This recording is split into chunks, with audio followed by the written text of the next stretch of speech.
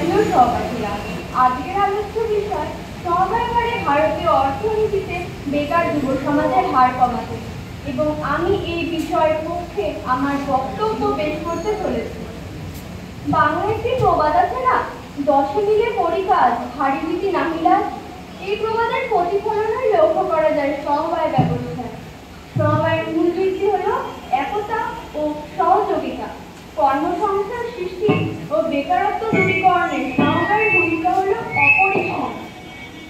বর্তমানে বেকারত্বের সমস্যা আমাদের দেশের এক অন্যতম প্রধান চ্যালেঞ্জ হয়ে দাঁড়িয়েছে। সমবায় পারে সেই সমস্যা দূরীকরণে অন্যতম ভূমিকা পালন করছে। সমবায় গোষ্ঠী এমনই এক মঞ্চ যেখানে স্বল্প পুঁজিতে উদ্যোগ শুরু করা সম্ভব হয়। অনেক মানুষ মিলে যখন একত্রে কোনো উদ্যোগ বা ব্যবসা চালায়, তখন বিনিয়োগের ঝুঁকিও কমে যায়। পাশাপাশি তারা মুনাফা ভাগাভাগি করে। এর ফলে সকল সদস্যেরই আর্থিক লাভ হয়। এতে করে গ্রামীণ এলাকা ও ছোট শহরে কর্মসংস্থান বৃদ্ধি পায়, যা বেকারত্বের সমস্যা দূরীকরণে অন্যতমভাবে সাহায্যকারী। সমবায় মুক্তি দিয়েছে এদেশের হত দরিদ্র নিষ্পেষিত কৃষক কুলকে মহাজনের করাল গ্রাস থেকে। বিপ্লব ঘটিয়েছে কৃষিক্ষেত্রে, দুগ্ধ উৎপাদনে, মৎস্য চাষ প্রভৃতি সমাজ সমবায় ব্যবস্থায়। কৃষকরা যদি একত্রিত হয়ে সমবায় গোষ্ঠীর অন্তর্গত হয়, তাহলে তারা তার সঠিক দাম পাবে।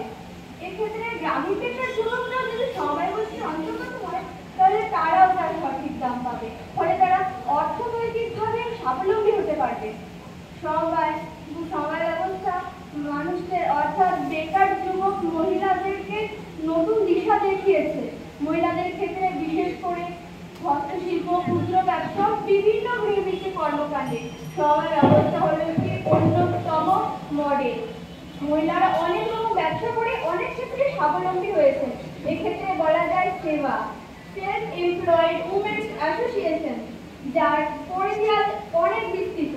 এই সমবায়ের কর্মী ও শেয়ার হোল্ডারগণ নানা ওষুধ তৈরি করে নানা ফার্মেসি চালায়, এবং বিভিন্ন সম্প্রদায়ের মধ্যে এরা বিভিন্ন রকম হেলথ প্রোগ্রামও করে থাকে। এরকম বিভিন্ন স্বাস্থ্য সমবায়ের অন্তর্গত হয়ে ও কর্মী হয়ে অনেক বেকার যুবতী আজ বর্তমানে স্বাবলম্বী হতে পারে, যা তাদের বেকারত্বের জ্বালা থেকে নিষ্কৃতি দিতে পারে। বর্তমানে আমরা আমল নামটির সঙ্গে কে না পরিচিত। 1946 খ্রিস্টাব্দে মাত্র 2টি গ্রামবাসীরা সম্মিলিতভাবে ত্রিভুবন দাস প্যাটেলের হাত ধরে গুজরাটের আনন্দপুরে গড়ে তুলেছিলেন একটি সমবায় প্রকল্প।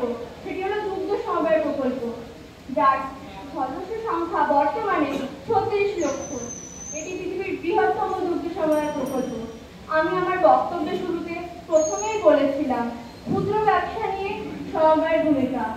আমাদের দেশে অনেক সম্ভাবনাময় যুবক যুবতী আছেন ভার্গিস কুরিয়ানের মতো, যাদের হাত ধরে আমরা বর্তমানে ও সর্বাংশে সফল অনেক খ্যাতি সম্পন্ন সমবায় গড়ে তুলতে পারি। সুতরাং আমি জোর দিয়ে বলতে চাই, সমবায় পারে ভারতীয় অর্থনীতিতে বেকারত্বের হার কমাতে, ছোট্ট ছোট্ট করে চলতে চলতে সঠিক গন্তব্যে পৌঁছে দিতে এবং সুস্থির ও স্বনির্ভর জাতি গঠনে সাহায্য করতে। ধন্যবাদ।